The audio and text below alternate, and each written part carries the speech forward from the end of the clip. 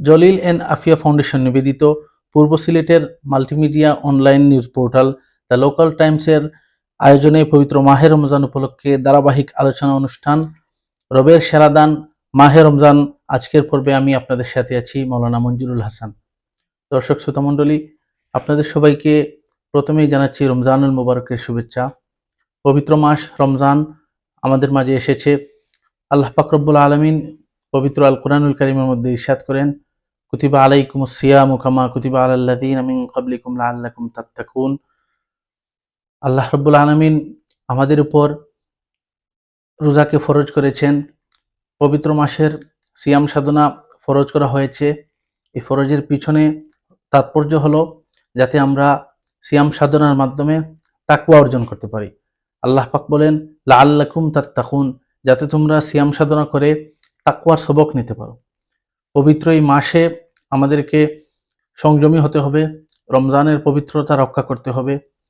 এই রমজান মাসে অনেক করণীয় এবং বর্জনীয় বিষয় রোজাদার মুসল্লিয়ান একরামদেরকে লক্ষ্য রাখতে হবে।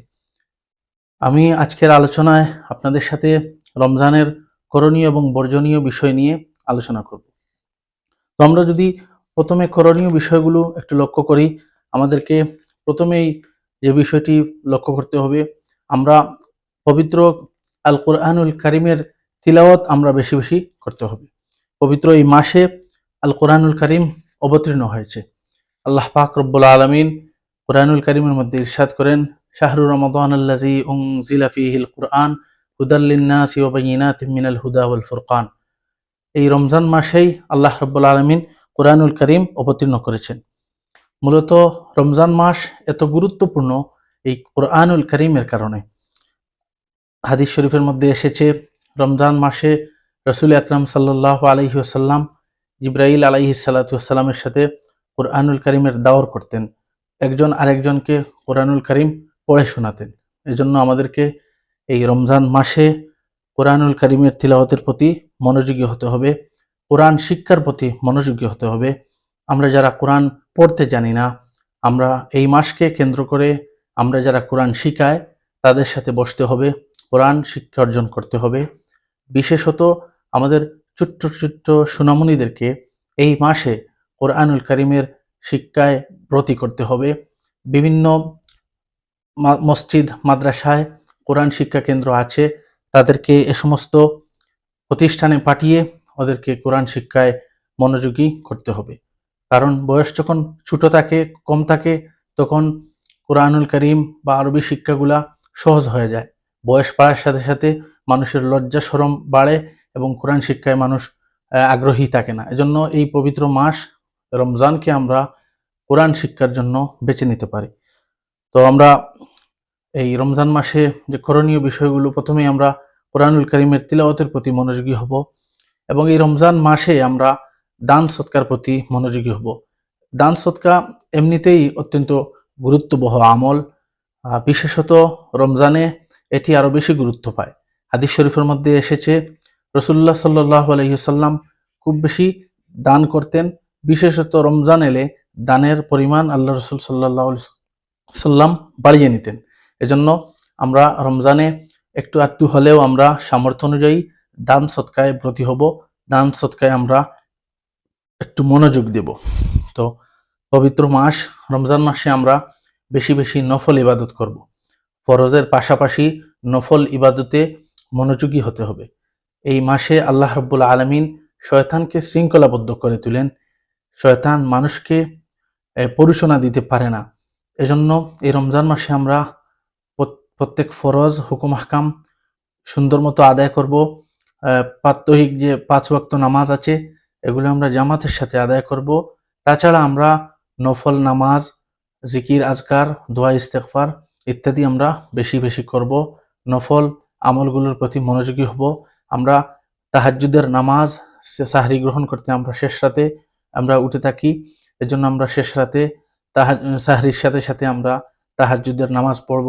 আমরা চাশতের নামাজ পড়ব, ইশরাকের নামাজের আমরা পাবন্দি করব, আরও আউয়াবিনের নামাজ এবং আরও বিভিন্ন নফল নামাজের প্রতি আমরা মনোযোগী হব। এই রমজান মাস ইবাদতের অগ্রহায়ণ বলা হয়। এজন্য আমাদেরকে ফরজ নামাজের পাশাপাশি, ফরজ হুকুম আহকামের পাশাপাশি আমরা নফল ইবাদতের প্রতি মনোযোগী হব। এই রমজান মাসের অন্যতম করণীয় হচ্ছে বেশি বেশি করে দোয়া করা। হাদিস শরীফের মধ্যে বলা হয়েছে দোয়া ও মুখুল ইবাদা। তো দোয়ার আমল বেশি বেশি করা, আমরা আল্লাহ রাব্বুল আলামিনের কাছে একান্তে দোয়া ইস্তেগফার করব। দুরুদ ইস্তেগফারের পরে আমরা আমরা কায়মনোবাক্যে আল্লাহ রাব্বুল আলামিনের কাছে দোয়া করব। আমাদের নিত্য প্রয়োজনীয় বিষয় আশয় আল্লাহর কাছে সঁপে দিব। আল্লাহ রাব্বুল আলামিনের কাছে আমরা আমাদের মনের বাসনা পূরণের জন্য কায়মনোবাক্যে আমরা মুনাজাত করব। আমাদের পূর্বের কৃত গুনাহ থেকে আমরা মাগফিরাত কামনা করব। হাদিস শরীফের মধ্যে এসেছে, যে ব্যক্তি রমজান পেল এবং তার কৃত গুনাহকে মাফ করাতে পারল না, তার থেকে কমবক্ত আর কেউ নেই। এত শক্ত করে মাগফিরাত না পাওয়ার বিষয়টিকে বলা হয়েছে। এজন্য আমরা মাগফিরাত, এই রমজান মাসকে আমরা মাগফিরাতের মাস হিসেবে নিব এবং বেশি বেশি করে আমরা মুনাজাত করব। মুনাজাতের মাধ্যমে আমরা মাগফিরাত কামনা করব, আমাদের পূর্বের গুনাহের প্রতি লজ্জিত হব এবং আমরা তাওবা করব। ভবিষ্যতের আমরা গুনাহের কাজে লিপ্ত হব না, এ ব্যাপারে আমরা ওয়াদাবদ্ধ হব। আমরা মনকে প্রস্তুত করব। এই সিয়ামের মাস, সংযমের মাস, এই মাসে যেভাবে আমরা তাকওয়ার প্র্যাকটিস করি, পরবর্তী মাসসমূহেও আমরা এই রমজানের এই তাকওয়ার যে প্র্যাকটিস এবং অভ্যাস আমরা গড়ে তুলি, এই সামনের মাসগুলিতেও এগুলো আমরা বজায় রাখব।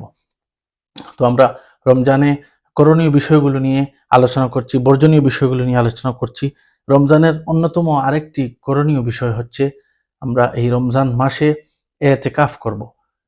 হাদিস শরীফের মধ্যে এসেছে, রাসূলুল্লাহ সাল্লাল্লাহু আলাইহি ওয়াসাল্লাম রমজানের শেষ দশকে ইতিকাফ করতেন।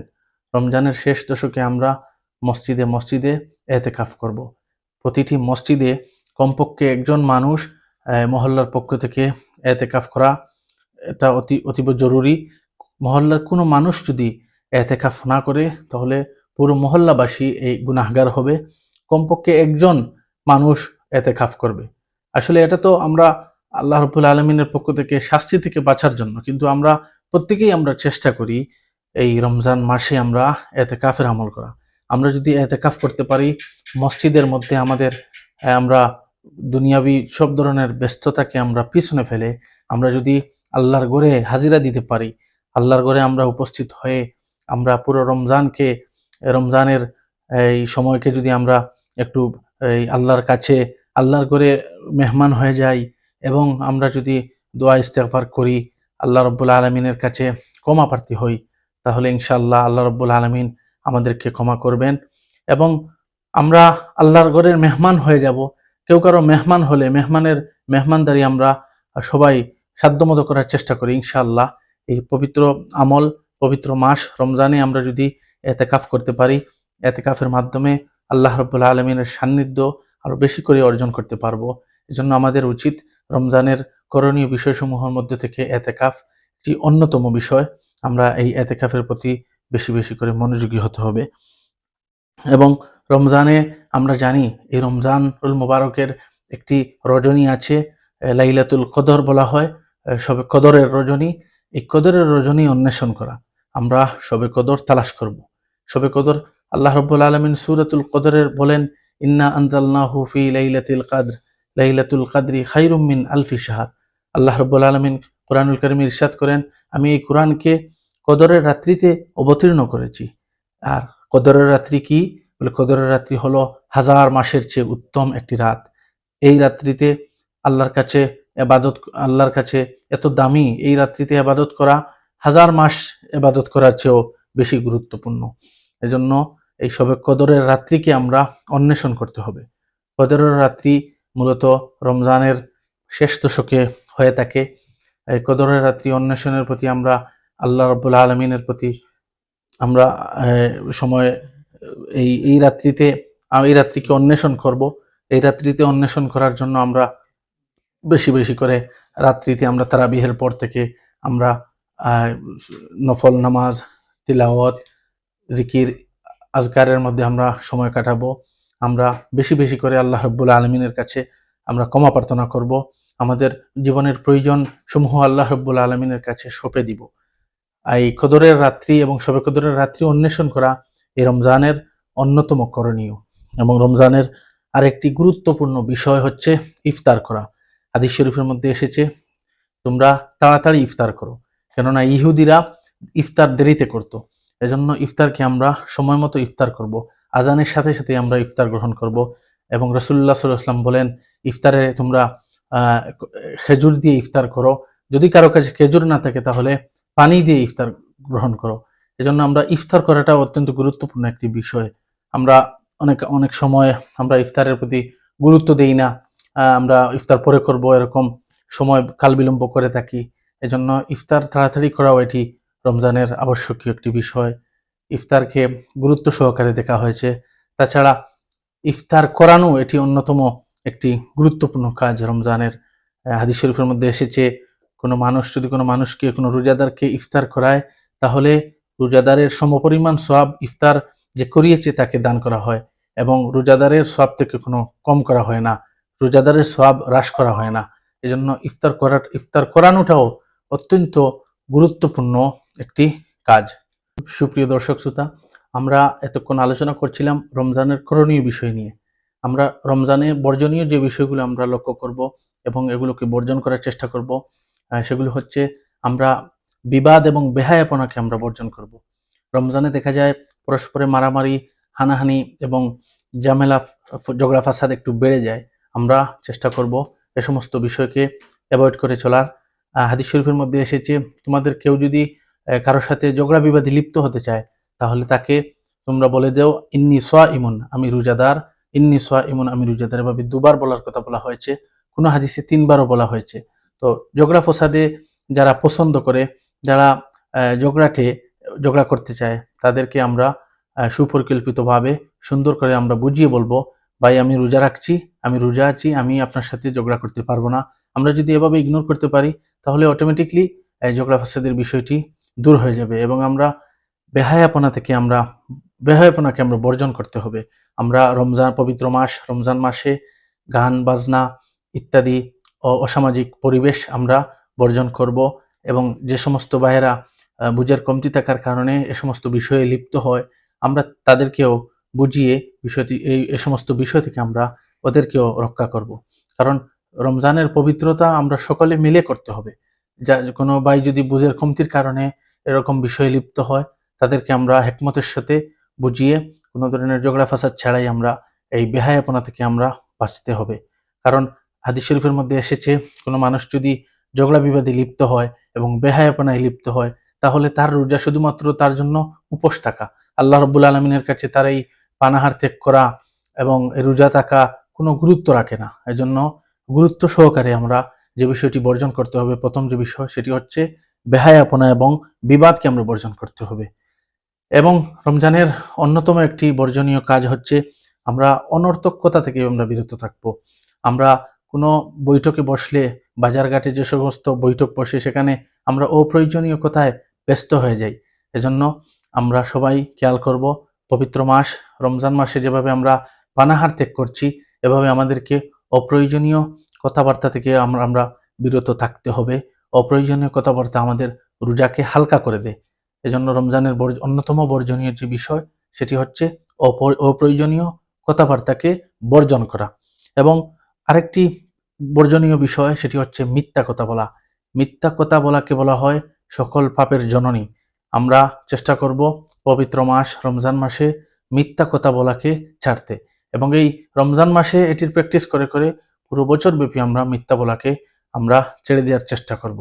কারণ মিথ্যা কথা বলা যদি আমরা ছাড়তে পারি, তাহলে অনেক পাপের দরজা অটোমেটিকলি বন্ধ হয়ে যাবে। এই জন্য রমজানের অন্যতম বর্জনীয় বিষয় মিথ্যা কথা বলা পরিহার করা। এবং আমরা রমজানের আরেকটি বর্জনীয় বিষয় সেটি হচ্ছে গীবাত। গীবাতকে জিনার চেয়েও প্রখণ্ড বলা হয়েছে। আমরা গীবত থেকেও আমরা বেঁচে থাকবো। আমি রোজা রাখলাম, কিন্তু আমার অপর মুসলমান ভাইয়ের দুশ্চর্চায় লিপ্ত হলাম, সেটি অত্যন্ত দুঃখজনক। গীবতকে কোরআনুল কারীমের মধ্যে আপন মৃত ভাইয়ের গোশত খাবারের সাথে তুলনা করা হয়েছে। এজন্য পবিত্র মাস রমজান মাসে আমরা গীবত থেকে বাঁচবো, নিজে গীবত করব না, অন্য কাউকে গীবত করতে দেখলে আমরা হিকমতের সাথে তাকেও গীবত করতে বারণ করব। এবং আমরা রিয়া বা লোক দেখানো আমল থেকে আমরা বিরত থাকব। আমরা যে ধরনের কাজ করি না কেন, নামাজ পড়ি, তিলাওয়াত করি, জিকির আজকার করি, ইফতার করাই, যাই করি না কেন আমরা লৌকিকতা বর্জন করার চেষ্টা করব। আমরা কোনো মুসলমান ভাইকে সহযোগিতা করলে আমরা লৌকিকতা বা রিয়া থেকে মুক্ত থাকব। আমরা সব নেক আমলকে আল্লাহ রাব্বুল আলামিন যেন কবুল করেন, সব নেক আমল যেন আল্লাহ রাব্বুল আলামিনের জন্য হয়, এটি খেয়াল রাখবো। আমি নেক আমল করলাম আর লোকে আমাকে বাহবা দিবে, তাহলে এটা এক ধরনের শিরকের মতো। এজন্য আমরা খুব খেয়াল করে লৌকিকতাকে আমরা বর্জন করব। এবং আমরা এই পবিত্র মাস রমজান মাসে আমরা অপব্যয় থেকে আমরা বিরত রাখবো। আমরা ইফতার সাহরি গ্রহণ করে থাকি, ইফতারে সাহরিতে আমরা অপচয় করে থাকি। আমরা যেখানে 10 জনের জন্য ব্যবস্থাপনা করা দরকার, সেখানে আমরা বেশি করে খাবার দাবার আয়োজন করে এগুলো নষ্ট না করি। অনেক মানুষ অন্ন বস্ত্রের জন্য কষ্ট করছে। আমরা আল্লাহ পাক রব্বুল আলামিন যাদেরকে সমৃদ্ধি দিয়েছেন, সামর্থ্য দিয়েছেন, আমরা এগুলো অপচয় এবং অপব্যয় না করে আমরা যথার্থ জায়গায় এগুলো আমরা পৌঁছে দেই এবং নিজেদের জন্য যা প্রয়োজন আমরা সেগুলো গ্রহণ করি। আল্লাহ পাক রব্বুল আলামিন কুরআনুল কারীমের মধ্যে ইরশাদ করেন, কুলু ওয়াশরাবু ওয়ালা তুসরিফু, তোমরা খাও দাও কিন্তু অপচয় করিও না। এজন্য আমাদেরকে পবিত্র মাস রমজান মাসে আমরা অপব্যয় থেকে আমাদেরকে বেঁচে থাকতে হবে। সুপ্রিয় দর্শক শ্রোতা মণ্ডলী, আমরা আজকে আপনাদের সাথে রমজানের করণীয় এবং বর্জনীয় বিষয় নিয়ে আলোচনা করার চেষ্টা করেছি। আমাদের আলোচনায় ভুল ত্রুটিগুলো আপনারা ক্ষমা সুন্দর দৃষ্টিতে দেখবেন এবং আল্লাহ রাব্বুল আলামিনের কাছে দোয়া করছি আল্লাহ রাব্বুল আলামিন যেন আমাদের সবাইকে রমজানের এই করণীয় এবং বর্জনীয় বিষয়ের প্রতি গুরুত্ব দেওয়ার তৌফিক দান করেন। আসসালামু আলাইকুম ওয়া রাহমাতুল্লাহ।